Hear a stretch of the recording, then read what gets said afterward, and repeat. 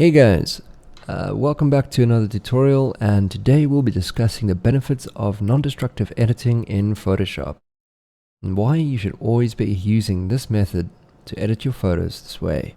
So non-destructive editing is essentially the method of applying changes such as brightness, contrast, and color without permanently altering the actual pixels of the image itself. In this tutorial, we'll specifically speak about using adjustment layers and the advantage to this technique. So let's get started. Okay, so I've got Photoshop open in front of me, and right here you can see I've made quite a bunch of adjustments in my layers panel.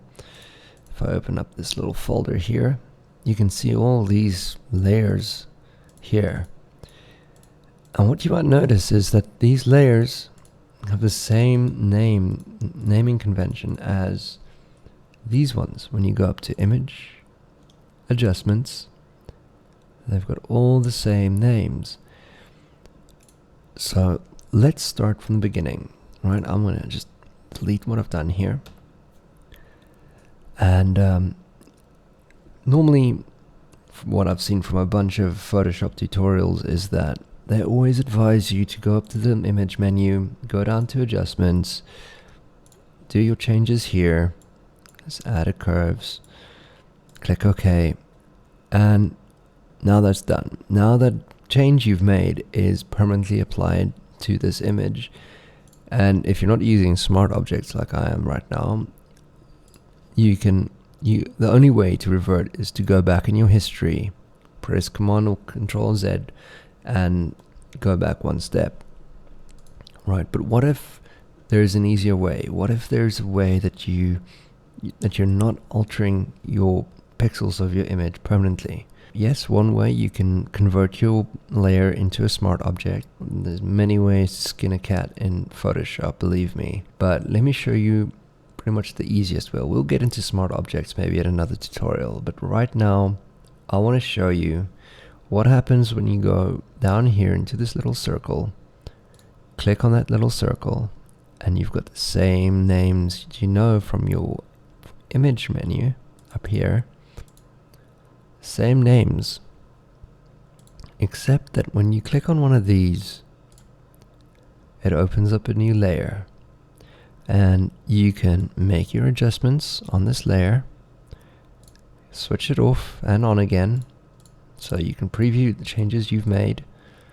You can even delete this layer, and there you go. There's your original image back again. This is the way I believe anybody should be editing in Photoshop. If you haven't been editing like this, good time to start right now. You don't want to rely on your history panel, because by default you can only go back about 20 steps, and sometimes you get ahead of yourself, and then you've lost that state, so you don't want to do that. So the best way for you to go ahead and edit an image, let's close that, is to use your adjustment layers down here. And trust me when I say this is going to open up a world of possibilities for you, so you can go ahead. Let me show you an example. Let's click on our curves right now, right? And we just want to add a simple S-curve. Okay, let's bring that down a little bit. And with this curves layer that I've got here, I can now go and add a blending mode, and I can change the opacity. I can still switch it off, still switch it on, see what the effect has. And this is already opening up so many doors in terms of effects that I want to apply. So let's go back, let's just do that on normal. And right now, I quite like the bit of added contrast to this image. I want to keep that. And I want to add a black and white layer. But this is not a black and white image.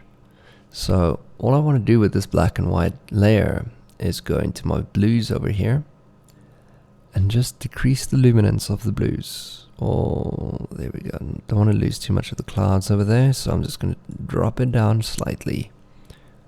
And this is just on my blues channel, so it's only affecting the blue of this image. Whoops.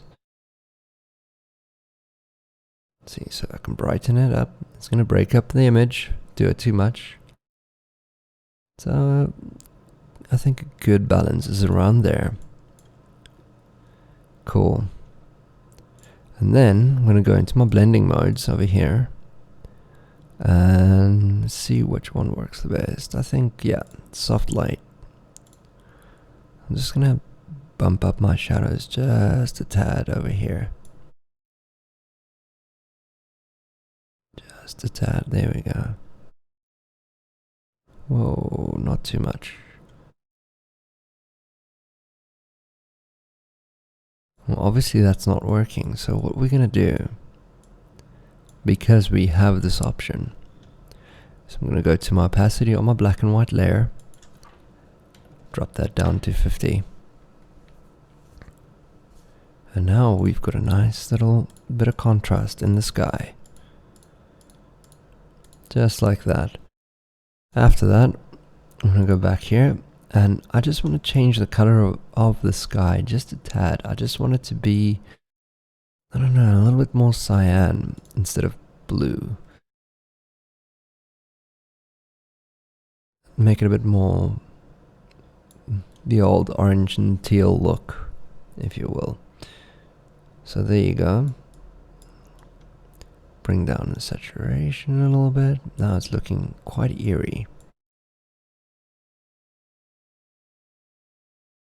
There we go. And that is pretty much it. I can now go ahead, select all these layers, and group from layers, right click, group from layers, and just go color correction. And now I've added them all into a neat little folder over here. And now I can switch off the layer. And my original image is still 100% intact. So if I ever wish to start over, or maybe do a different color grade to it and switch this one off, you know, I can totally do that. Well, that's just a quick little tip in Photoshop. Hope you guys found this useful. And if you like these tutorials, be sure to hit that like button, subscribe to my channel, and please feel free to drop him a note down in the comments. Tell me what you'd like to see next, and what your experience is in using this method of non-destructive editing. Cool guys, till the next time, I'll see you then. Thanks for tuning in.